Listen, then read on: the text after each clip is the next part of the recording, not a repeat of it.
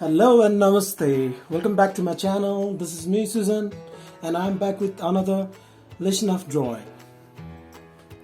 In last video, हामीले चाहिँ हैन शेडिङको बारेमा भनेका थियौं हैन शेडिङहरुले के गर्ने कस्तो टाइपको शेडिङ हुन्छ कसरी सेड गर्ने भनेर शेडिङको एकदम basic shape basic line basic शेडहरु चाहिँ हामीले सिकेका थियौं हैन त सो आजको भिडियोमा चाहिँ शेडिङमै इम्पोर्टेन्ट हुने अर्को एउटा कुरा भन्न गइरहेको छु है सो इन आवर भिडियो अस्ति लास्ट भिडियोमा भने जस्तो विल टक अबाउट पेन्सिल भनेको थियो नि त सो आज चाहिँ हामी पेन्सिलको बारेमा जान्न खोज्छौं है पेन्सिल अब शेडिङ गर्नलाई चाहिँ नर्मली मान्छेहरुले हैन पेन्सिल चारकोल ग्राफाइट हो यस्तो कुराहरु चाहिँ शेडिङ गर्नको लागि मान्छेहरुले युज गर्छन् है सम युज पेन अल्सो पेनले पनि सेड गर्न मिल्छ जुन चाहिँ हामीले पेन एन्ड इङ्कमा पढ्छ हैन सो आज चाहिँ म पेन्सिलको बारेमा भन्न गइरहेको छु है सो नर्मली पेन्सिल भनेको के हो भन्दा पेन्सिल भनेको चाहिँ it's a mixture of graphite and sand हैन त पेन्सिलको लिड भित्र हुन्छ नि जस्तो अब यो पेन्सिल भयो भने यो पेन्सिलको बडी भयो यो भित्रको लिड भयो अनि यसको माथिको हेड भयो नि त सो अब यो बडी भित्र चाहिँ लिड भएको हुन्छ बडी चाहिँ एउटा वुडन फ्रेममा हुन्छ भने भित्र चाहिँ लिड हुन्छ नि त यो लिड चाहिँ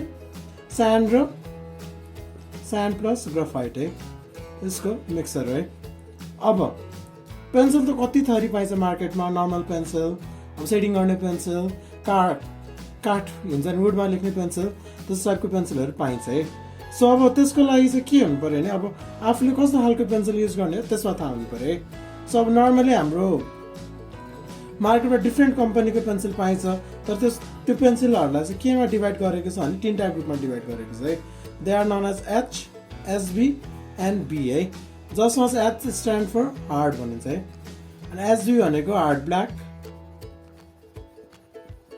बी भनेको ब्ल्याक अर बोल्ड है अब एच भनेपछि एच भनेर चाहिँ कहाँ लेखेको हुन्छ नि जस्तै यो अहिले मैले युज गरेको पेन्सिलहरूमा चाहिँ यहाँ माथिपट्टि यहाँनिर 2B भनेर लेखेको छ कि है यो चाहिँ मेटिन लगाइसक्यो बट 2B भनेर लेखेको छ अब यस्तैमा चाहिँ यो एच 1H एच भनेको 1H भयो 2H 3H भएर चाहिँ यो बढ्दै जान्छ है अनि अब एसबी भनेको चाहिँ नर्मल हामीले नर्मल लेख्ने पेन्सिल भयो हार्ड ब्ल्याक है एसबी मात्रै हुन्छ यसको बीमा चाहिँ एचमा यसरी नै बी 2B 3B हुँदै जान्छ है सो अब यो एच वाला पेन्सिल कसले युज गर्ने यो एसबी वाला पेन्सिल कसले युज गर्ने बी वाला पेन्सिल कसले युज गर्ने हैन त एच भनेको बित्तिकै हार्ड भनेको छ है जसको चाहिँ यो लिडको कम्पोनेन्ट चाहिँ एकदम हार्ड हुन्छ है जसमा चाहिँ स्यान्ड धेरै अनि यो ग्राफाइट थोरै हुन्छ है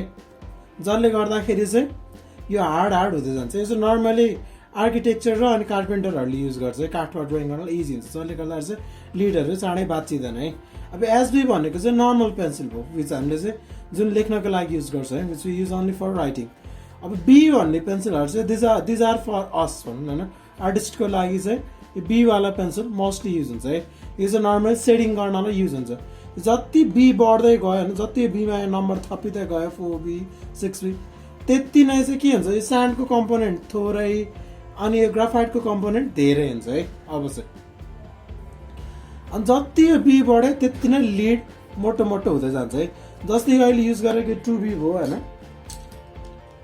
सो अब यहाँ 4B हेर्नुहोस् है अनि यो 6B अनि यो 8B जस्तो अब यसमा होइन मैले चाहिँ स्टेडलरको पेन्सिल युज गरिरहेको छु which is specially from German होइन स्टेडलरको ब्ल्याक कलरको पेन्सिल युज गरिरहेको छु अब यसमा हेर्नु यो 2B को लिड 4B को लिड 6B को लिड अनि 8B को लिड हेर्नु यो पेन्सिलमा डिफ्रेन्ट भनेकै यो लिडमा मात्र छ ल यो लिड जति बाक्लो त्यति नै डार्क लाइन गर्दै जान्छ है जस्तो अब हामीले 2B ले लाइन तान्दाखेरि यत्तिकै डार्क आउँदैन अब यसलाई अझ प्रेस गरेर तान्यो यत्तिकै डार्क आउँछ है अब त्यही ठाउँमा 4B ले लाइन तान्दाखेरि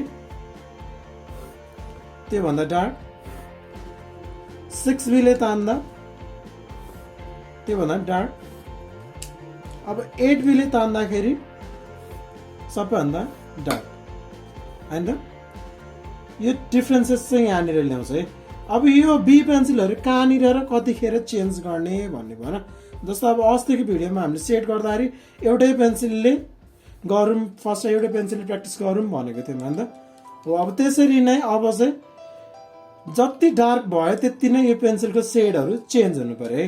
सो अब त्यसको लागि चाहिँ हामीले पहिला टोनल भ्यालु भन्ने कुरा हेर्नुपर्छ है। सो अब त्यो टोनल भ्यालु बुझ्नको लागि हामीले अस्ति बक्स बनाएको जस्तै यसरी एउटा लामो खालको रेक्ट्याङ्गुलर बक्स भनौँ है।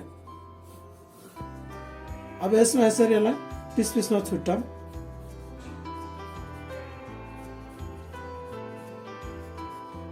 अहिले मैले काउन्ट गरेर बनाएको छैन है। जस्तो अब 2B छ मेरो हातमा अहिले फर्स्टमा। अब 2B ले कतिको लाइन आउँछ सेट गर्दाखेरि?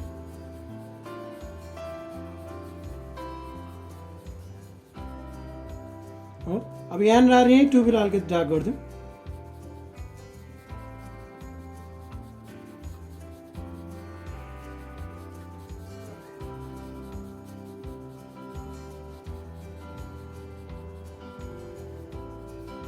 है अब त्यसपछि 4B लिउँ।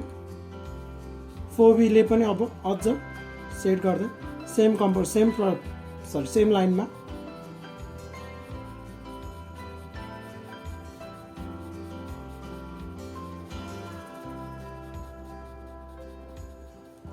अब यही 4B लाई अलिकति प्रेस गरौँ। यो मैले अहिले अलिकति छिटो गरिरहेको छु है। यही कुरा चाहिँ सफ्टली गर्नु ट्राई गर्नुहोस् न। त्यसले गर्दा चाहिँ टोनल भ्यालुहरू थाहा हुन्छ है। 4B भयो। अब 6B लिउँ। 6B ले पनि त्यसरी नै एउटै प्रोसेसमा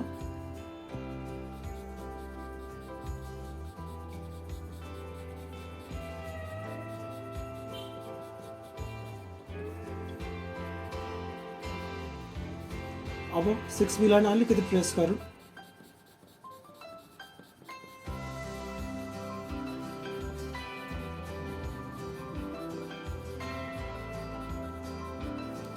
अब 8B लिउँ।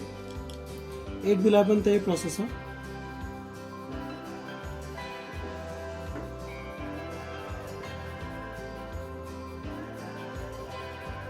है अब त्यो 8B लाई प्रेस गरौँ।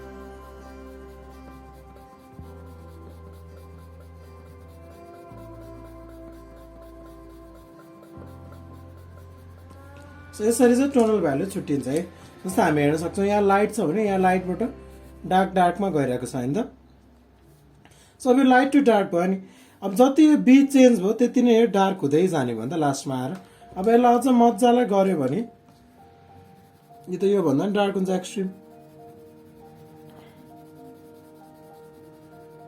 यसमा चाहिँ ब्ल्याक कम्पोनेन्ट ग्राफाइटको कम्पोनेन्ट धेरै भएको भएर चाहिँ यो सफ्ट पनि हुन्छ र अनि बोल्ड भएर ब्ल्याक पनि हुन्छ है। यसरी नै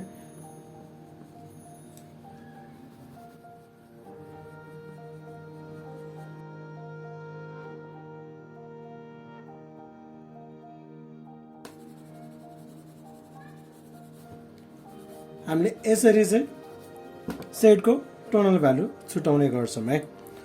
अब हामीले पेन्सिलको अब यो डिफ्रेन्ट सेडहरूलाई चाहिँ अस्ति बनाएको जसरी ज्योमेट्रिकल अब्जेक्टमा चाहिँ हामीले अप्लाई गर्न सक्नु पर्यो है। जस्तो अब अस्ति हामी सर्कलै बनाएको थियौँ, अहिले पनि सर्कलै लियौँ एउटा सानो एकदम लाइटली बक्समा गरेको जसरी लाइन लाइन लाइन। अब यो पेन्सिलको सेड चेन्ज गर्दाखेरि चाहिँ हामीले पेन्सिललाई धेरै जोडले घोटिरहनु चाहिँ पर्दैन है। 2B ले आफ्नो काम गरिसकेपछि त्यसपछि 4B मा जाउँ। मैले चाहिँ एक एकवटा नम्बरको ग्याप गरिरहेको छु है। त्यसले गर्दाखेरि चाहिँ आफूलाई युज टु हुन्छ होइन। धेरै पेन्सिल किनिरहनु नि पर्दैन र धेरै पेन्सिल चेन्ज गर्न पनि पर्दैन है। बिचको एक एकवटा ग्यापले धेरै फरक पार्दैन है। But it's as your choice है। अब यो 4B लियो अलिअलि डार्क गरेर 2B सँग हामीले मिक्स गरिदियौँ है। आफ्नो डार्कनेस कति चाहिन्छ त्यो अनुसारले पेन्सिलको ग्रेड बढाउँदै जाने है। जति डार्क चाहियो त्यति नै पेन्सिलको त्यो ग्रेड बढाउने। सकेसम्म 8B सम्म चाहिँ सकेसम्म चाहिँ युज नगर्नु होला हैन। 8B को डार्कनेस चाहिँ एकदमै अननेचुरल भएर बस्छ। युज गर्ने भने एकदम सकेसम्म लाइटली युज गर्नु। एकदम चाहिने एकदम म्याक्सिमम डिप डार्कमा मात्र 8B प्राय युज हुन्छ है। नभए भने 2B 4B र 6B ले जति पनि ड्रइङ गर्न सकिन्छ है मजाले। ए हैन 8B को डार्क आएपछि त्यो सेडहरू अघि मर्ज भइरहेको थियो, अहिले त्यो मर्ज भएकोबाट छुट्टेको छ है। यस्तो मैले 2B लिएर आएँ, फेरि फर्स्ट युज गरेँ एकदम लाइटली, फेरि 8B लिएँ। अब 8B ले यसको म म्याक्सिमम डार्क भएको डार्क टोनहरू बनाउँछु। सर्कुलर लाइन, यताबाट लाइट परेको थियो अनि यसको अपोजिटपट्टि डार्क टोन। हामीले यसरी डार्क टोनहरू बनाउन सक्छौँ है। जस्तो अब यसको स्याडोमा पनि बलमा गरेको जसरी त्यस सर्कलमा गरे यसरी नै 2B लगाएँ। 2B चलाएपछि मैले डाइरेक्ट 6B लिएर आएँ स्याडो सर्कलको लागि। सेड गराउन सकिन्छ। जस्तो अब 8B को डार्क थियो, अब अलिकति थोरै स्पेस छोडेर सर्कलको तलपट्टि अब 8B को म्याक्सिमम डार्क थियो मैं। हामीले यसरी गर्न सक्छौँ सेडिङ। अब पेन्सिल अस्ति हामीले एउटै पेन्सिलले गरेको थियौँ, अब चाहिँ पेन्सिलको सेड चेन्ज गर्दा गर्दै गरेको छौँ होइन। अब यो कुरामा चाहिँ यसको यो टोनल भ्यालुले एकदम काम गर्छ है। यो टोनल भ्यालु थाहा हुनुपर्छ मजाले। अब यसको हामीले एउटा बेस लाइन हाल्छौँ। अब योभन्दा डार्क, यो लाइटभन्दा डार्क अनि यो डार्कभन्दा लाइटली पछाडि ब्याकग्राउन्डमा लाइटली सेट गर्छौँ।